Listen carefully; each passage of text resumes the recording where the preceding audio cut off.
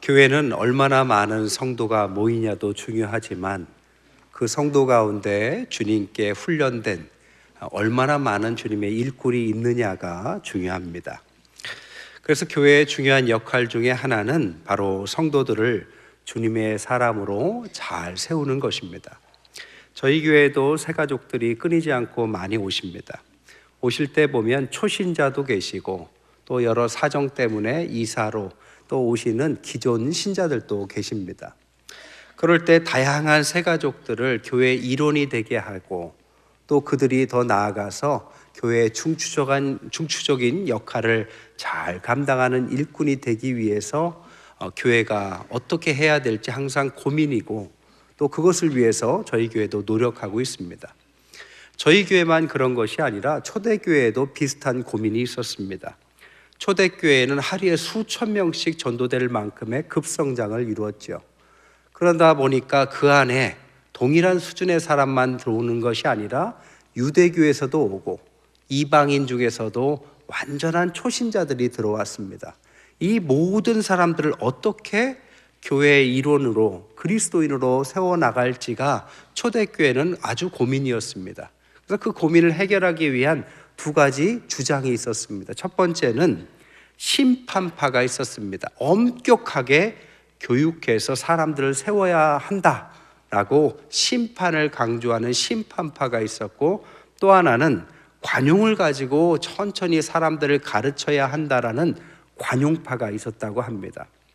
저는 오늘 본문을 통해서 주님의 사람을 세우는 성경적인 원리가 무엇인지 함께 은혜를 나눌까 합니다. 먼저 아까 말씀드린 심판파가 있었습니다. 이들은 완전함을 목표로 하고 있었습니다. 그러다 보니까 심판을 강조할 수밖에 없죠. 네가 그렇게 하면 하나님 앞에 어떻게 설 것이냐, 이 기준을 가지고 엄격함으로 요구하는 거죠. 그러다 보니까 성경을 그의 상황이나 어떤 시대적인 것들로 이해하는 게 아니라 문자 그대로 믿으려는 경향이 강했습니다. 오늘날 신천지가 14만 4천 명만 구원받는다라고 전도를 하죠. 이 14만 4천 명이 바로 계시록 7장에 나오는 이 말씀을 근거로 하고 있습니다. 말 그대로 문자 그대로를 받아들이는 거죠. 오늘날 보수적인 장로교회에서는 여자들은 잠잠할지어다라는 구절을 근거로 여자 목사 안수나 장로 임직도 허락하지 않는 교단들도 있습니다. 문자 그대로. 그러니까 이렇게 문자 그대로 받아들이다 보니까 너무 엄격하고 분위기가 너무 예민합니다. 성경에 보면 용서할 줄 모르는 종의 비유가 마태복음 18장에 나오는데, 거기에 보면 1만 달란트 빚진 자가 어찌 말하면 이런 성향을 갖고 있습니다. 임금에게 큰 빚을 지었죠. 1만 달란트나 빚을 지었는데 임금이 그를 불쌍히 여겨서 용서해 줍니다. 그런데 나가다가 자신에게 빚진 100데나리온에 있는 사람은 심판하려고 하죠. 자신이 용서받은 생각은 안 하고 심판만을 강조하는 사람이라고 볼 수 있습니다. 이런 사람들은 작은 자들, 아직 준비되지 않은 자들을 실족시키기가 쉽습니다. 이런 사람들의 장점이라고 한다면 말씀에는 신실해 보입니다. 단점은 뭐냐?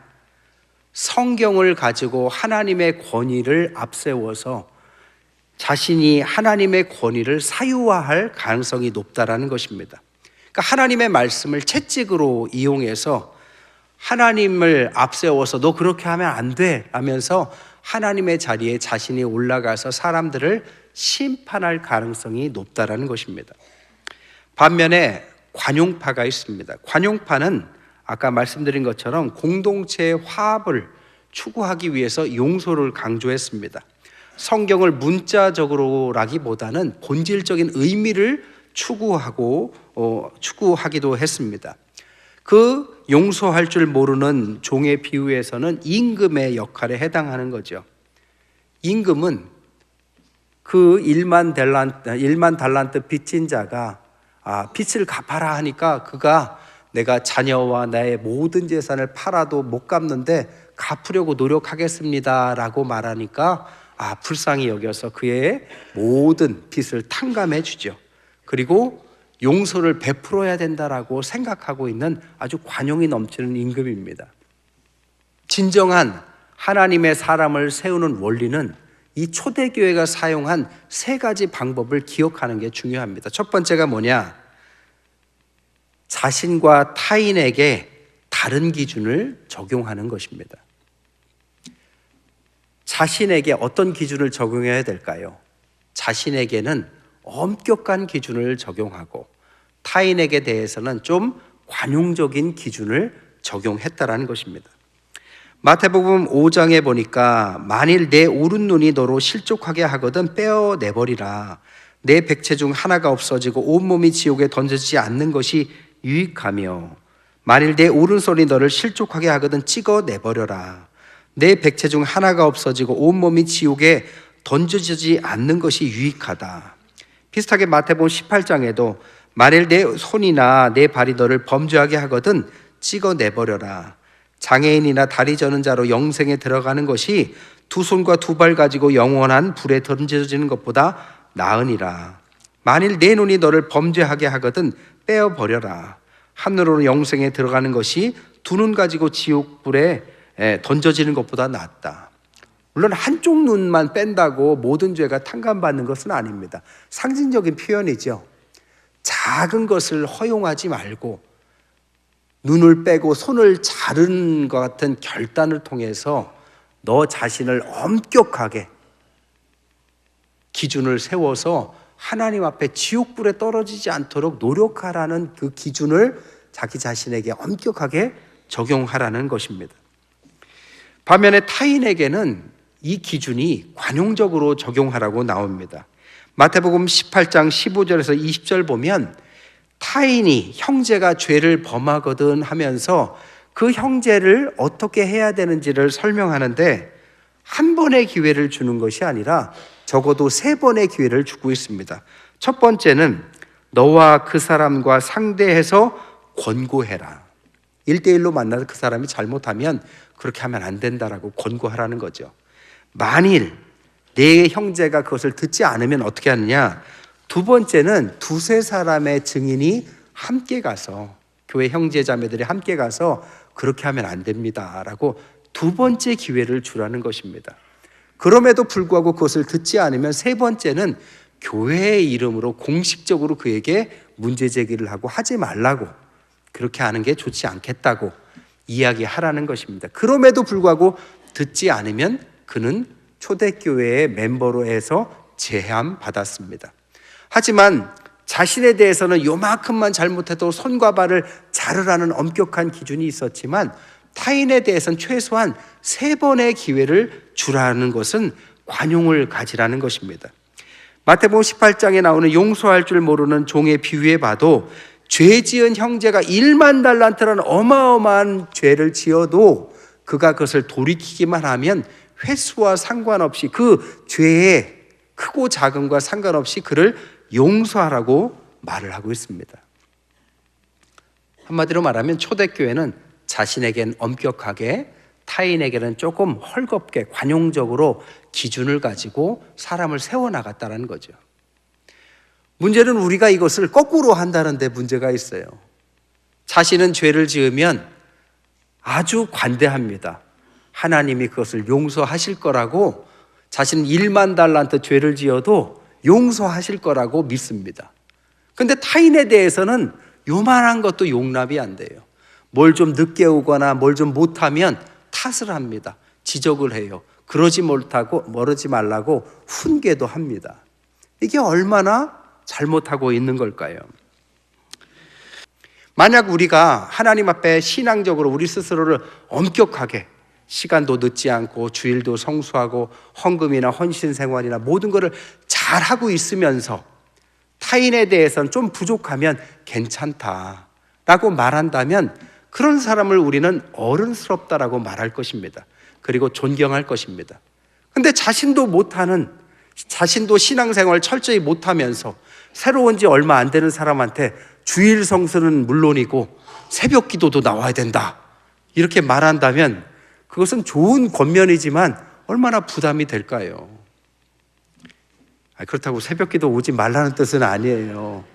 은혜 받고 오면 좋죠. 그러나 자기도 못하는 높은 기준을 타인에게 적용하고 자신은 난 졸리고 일이 많아서 어쩔 수 없어라는 관대한 기준을 갖는 사람이 얼마나 많습니까?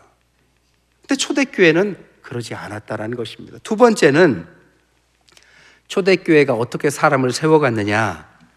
교회는 하나의 가족이다라고 가르쳤다라는 것입니다. 성경에 보면 가족이라는 용어를 많이 씁니다. 아버지라는 단어는 마태복음의 52회, 마가복음의 13회, 누가복음의 37회, 102회를 사용하고 있습니다. 형제라는 단어는 마태복음의 25회, 마가복음의 10회, 누가복음의 10회, 45회를 쓰고 있습니다. 신명기에는 동족이라는 단어를 썼고 마태복음에는 우리라는 가족에게 쓰는 단어를 씁니다. 우리가 아는 주기도문에도 우리가 우리에게 죄진 자를 사하여 준 것 같이 우리 죄를 사하여 주옵시고 우리를 시험에 들지 말게 해달라고 우리를 사용합니다. 마태복음에는 교회를 하늘 가족이라는 단어까지 사용하고 있습니다. 교회는 가족입니다. 왜 가족이냐? 한 아버지 밑에서 우리가 나왔기 때문이죠. 하나님 아버지를 우리가 다 아버지로 부르는 동일한 아버지이기 때문에 우리는 가족이 되는 것입니다. 그래서 우리는 옆에 있는 형제나 옆에 있는 자매한테 형제님이라고 부르고 자매님이라는 가족의 개념의 용어를 사용하는 거죠. 여러분의 가족에 어떤 일원이, 한 식구가 잘못을 했거나 뭔가 부족하다고 생각해 보세요. 그러면 그런 일을 했으니 너는 호적에서 나가라, 이렇게 쉽게 말합니까? 그렇게는 말하지 않겠죠. 되도록이면 함께 그것을 고쳐나갈 수 있도록 돕고 기다려주고 그리고 이해하려고 노력할 것입니다. 이게 가족이죠. 교회도 마찬가지입니다. 하나님의 자녀로서 부족한 사람도 있고 잘하는 사람도 있기 마련입니다. 그러면 부족한 사람을 한 가족이라고 생각하고 품어주고 기다려주고 중보해주고 칭찬해주고 그래서 그가 잘할 수 있도록 돕는 것, 초대교회는 그렇게 했다라는 것입니다. 마지막 세 번째, 이게 제일 중요한 원리인데요, 그것은 바로 뭐냐? 4절에 보니까 그를 세우는 권능이 주님께 있다. 하나님의 사람들을 세우는 주권, 주체가 누구냐? 우리가 아니라 주님이시다라는 거죠. 형제요 자매지만 그를 세워나가는 사람은 우리가 아닙니다. 우리가 사람을 만들려고 하면 안 돼요. 도와줄 수는 있습니다. 근데 그 사람을 내 의도대로 몰려고 만들면 그게 쉽지 않죠. 여러분의 자녀들을 여러분이 원하는 어떤 사람으로 만들려고 해보십시오. 그것도 쉽지 않아요. 내 자녀도 못하는 것을 알지 못하는 믿음의 형제자매들에게 어떻게 적용하기 쉽겠습니까? 그를 키우고 세우는 것은 하나님께서 하시는 줄 믿습니다. 그러기 위해서 오늘 14장 2절에 뭐라고요? 어떤 사람은 모든 것을 먹을 만한 믿음이 있고 믿음이 연약한 자는 채소만 먹게 한다. 사람이 때를 따라 먹이시는 주님의 그 방식이 있다라는 거죠. 아이가 태어나면 엄마의 젖을 먹고 우유를 먹습니다. 우유 먹다가 어느 날 고기 주지 않아요. 밥부터 주지 않습니다. 그 사이에 이유식을 줍니다. 뭐든지 채소며 고기를 갈아서 죽처럼 만들어서 흡수하기 좋게 만들어서 먹이는 거죠. 그 단계를 거쳐야 때를 따라서 밥도 먹고 나중엔 고기도 먹게 되는 거죠. 교회 온 지 얼마 안 되는 사람에게 높은 기준을 강요하고 오자마자 아주 높은 기준, 헌금은 얼마 해야 되고 주일은 어떻게 해야 되고 봉사는 해야 되고 다 해야 될 것이지만 아직 때가 되지 않은 사람이 있을 수 있습니다. 그런 사람은 씹을 때까지, 소화시킬 때까지 도와주고 거기에 걸맞게 교회에서 적응하는 시간을 충분히 주는 것이 중요합니다. 두 번째, 오늘 4절에 보니까 남의 하인을 비판하는 누구냐, 너는 누구냐라고 말을 하는 거죠. 즉 우리의 형제자매는 나의 하인이 아닙니다. 주님의 하인, 주님의 종이죠. 주님의 자녀들입니다. 주님께서 그를 가르치실 것입니다. 우리가 무슨 권리로 사람을 판단할 수 있을까요? 잘한다, 잘못한다라는 생각을 가질 수는 있지만 그런 판단을 가지고 우리가 그 사람에게 정죄하기 시작한다면 이것은 우리가 월권을 하는 것입니다. 주님의 사람입니다. 세 번째로 그는 주를 위해서 살아갈 것입니다. 오늘 7절 8절에 보니까 우리 중에 누구든지 자기를 위하여 사는 자가 없고 자기를 위하여 죽는 자가 없도다. 우리가 살아도 주를 위하여 살고 죽어도 주를 위하여 죽나니 사나 죽으나 누구의 것이다? 주님의 것이다. 그가 그렇게 행동하는 것 우리가 이해하지 못해도 그가 주님을 위해서 그렇게 할 수도 있습니다. 우리가 다 사람들을 알 수 없어요. 그렇기 때문에 주님을 위하여 우리가 함께 가고 있다면 이해하고 기다려줄 줄 알아야 됩니다. 마지막 네 번째로 하나님은 어떤 분이냐?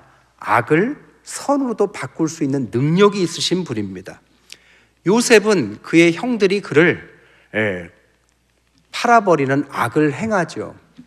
그런데 창세기 50장 20절에 뭐라고 하느냐? 당신들은 나를 악으로 해하려 해하였지만 하나님은 그것을 선으로 바꾸셨다. 그래서 오늘과 같이 많은 백성을 생명을 구원시켰다. 하나님께서 그를 바꾸십니다. 하나님께서 세우실 것입니다. 하나님의 사람으로 만들어가는 과정입니다. 그러니까 우리가 너무 걱정할 필요 없어요. 권면할 수 있고 가르쳐주는 건 괜찮습니다. 그러나 그러면 안 되라고 하면서 막 일장연설을 너무 반복하게 하거나 그렇게 안 하면 나쁜 사람인 것처럼 얼굴 붉히면서 싸울 필요는 전혀 없는 거죠. 하나님께서 세우는 과정입니다. 스탠퍼드대에 부학장까지 지내신 폴 킴이라는 분이 계세요. 한국에서 자라다가 미국으로 유학 가셔서 학장까지 하셨는데요. 한국에 있을 때 반 60명 중에 58등을 했대요. 그러니까 공부를 못한 거죠. 열등생이었습니다. 그러니까 한국에서 희망이 없다 생각해서 부모님이 재력이 돼서 미국으로 유학을 보냈답니다. 좋은 학교로 유학을 보냈는데 갔더니 이제 공부 못하는 아이니까 영어를 할 줄을 모르죠. 영어도 못하고 영어를 못하니까 수업에 재미가 없으니까 적응을 못하는 거예요. 근데 좋은 선생님을 만납니다. 선생님이 음악 시간에 그가 음악은 영어가 필요 없으니까 음악을 흥얼거리면서 뭘 하는 걸 발견하고 그가 재능이 있다는 걸 알게 돼요. 그래서 그에게 너는 지금 영어가 서투니 네가 만든 음악을 가지고 네가 설명을 한번 영어로 해봐라 라고 방향을 바꿔줬습니다. 영어 수업 시간을 줄여주고 음악 수업 시간을 늘려줬어요. 그랬더니 자기가 음악은 관심이 있으니까 음악을 가지고 내가 이 음악을 어떻게 만들어냈는지 아주 개발세발하면서 영어로 떠듬떠듬 이야기했는데 그 선생님이 그것을 좋게 봐서 A+를 줍니다. 그때 자신감을 얻어요. 자기를 칭찬해 주니까 자신감을 얻고 그때부터 음악을 통해서 영어를 배우는데 영어도 잘하게 되고 나중엔 다른 과목도 잘하게 돼서 스탠퍼드대의 교수까지 가게 됩니다. 그리고 나서 자신의 경험을 가지고 자신처럼 영어를 못하는 고국의 아이들이 오면 이 교수님이 가르칠 때 똑같이 그냥 영어를 ABCD부터 가르치는 게 아니라 넌 뭘 좋아하냐? 그의 재능을 잘 발견해서 재밌어 하는 것을 중심으로 하나하나 가르치니까 나중에는 자기처럼 유능한 사람이 되는 걸 발견합니다. 그래서 그분이 말하기를 나는 티칭하지 않고 코칭한다라고 말합니다. 그러니까 나는 막 가르치는 게 아니라 그가 가야 될 길을 잘 코치해줘서 하나님께서 주신 재능을 잘 발휘할 수 있도록 돕기만 했더니 이 아이가 잘 자라더라. 그래서 그는 교육공학자가 됐다라는 것이죠. 여러분, 말씀을 정리할게요. 교회에는 다양한 그룹의 사람들이 들어오는 게 당연하고 항상 존재합니다. 예전에도 말씀드렸듯이 교회는 세 가지 역할을 합니다. 병원의 역할을 하고 학교의 역할을 하고 군대의 역할을 합니다. 그냥 세상에 살면서 여러 상처나 하나님의 존재를 뚜렷하진 않지만 교회로 와서 평안을 얻고자 하는 사람들이 올 수 있습니다. 그 사람에게 필요한 것은 교회의 병원의 역할입니다. 이번에도 신방을 했는데 어떤 집사님께서 자신의 어려웠던 이야기를 하면서 그 교회 내에서 말씀을 듣고 찬양을 하면서 하나님께서 그의 영혼에 빛을 비춰서 그가 갖고 있었던 고질적인 문제들이 해결되고 이제는 나쁜 습관들이 해결되고 이제는 예배를 사모하게 되고 교회 나오는 것이 어떤 것보다 즐겁다는 말씀을 하셨어요. 마찬가지로 교회에는 이런 분들이 많을 수 있습니다. 아니, 좋은 거죠.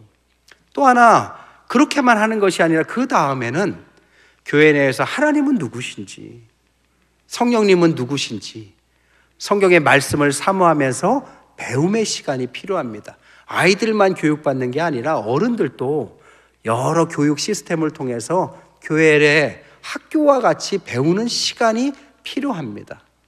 그리고 더 나아가서는 교회에서 배우고 교회 내에서 배움으로 끝나는 것이 아니라 이제는 때가 되면 하나님께서 주시는 사명으로 우리와 같이 아직 알지 못하던 저 암흑의 세계에서 고민하는 사람들에게 파송받아서 세상에서 영적 싸움을 할 만한 군인을 배출해야 되는 것이죠.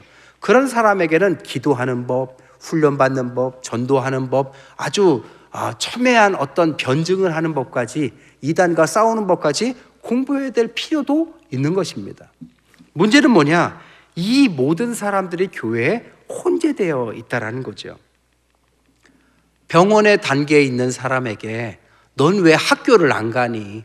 넌 왜 군인의 역할을 안 하니? 한다면 너무나도 그것은 맞는 얘기일진 몰라도 서두르는 것이 될 수도 있습니다. 채소만 먹는 사람일 때는 채소를 충분히 먹는 시간을 주도록 우리는 기다려주고, 또 하나 그렇게 자라나는 사람이 여기가 좋사오냐고 계속 그 자리에 머무는 것이 아니라 스스로 판단하기를 나는 이제 학교로 가야 하고 나는 이제 군대의 역할을 해야 된다고 생각한다면 자신의 자리를 조금 더 옮겨서 훈련도 받으셔야 되고 또 세상으로 파송받아서 하나님께서 원하시는 세상의 일꾼으로서 주의 제자로서의 빛의 역할을 감당해야 되는 것입니다. 그 기준은 하나님 앞에서 자신이 아는 거죠. 자신에게는 그것을 엄격한 잣대로 들이대야 합니다. 내가 아직 병원에 시간이라면 괜찮습니다. 근데 이제 그만 치유받고 공부를 해야 된다면 학교로 가십시오.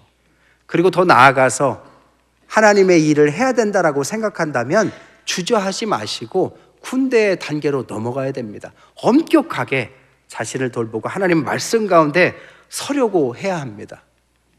반대로 다른 사람에 대해서는 이런 혼재된 가운데 하나님께서 그를 세우는 시간이 어떤지 모르기 때문에 우리가 함부로 말하거나 정죄하거나 저분은 교회를 다니지 오래됐는데 왜 그 모양이냐느니 이렇게 비판의 말들은 좀 삼가하는 것이 좋습니다.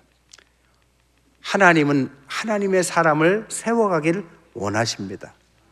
우리는 다 하나님의 사람으로 세워가야 합니다. 그리고 세워져야 하고 우리를 통하여 하나님은 많은 일을 하실 것입니다. 때가 악하고 시절이 정말 우리를 하나님의 일꾼이 정말 필요한 시대로 우리를 몰아가고 있습니다. 우리가 무엇을 해야 되는지 오늘 말씀을 통해서 주님의 사람들이 많이 배출돼서 이 시대를 깨우는 저와 여러분 되시기를 주님의 이름으로 간절히 축원드립니다.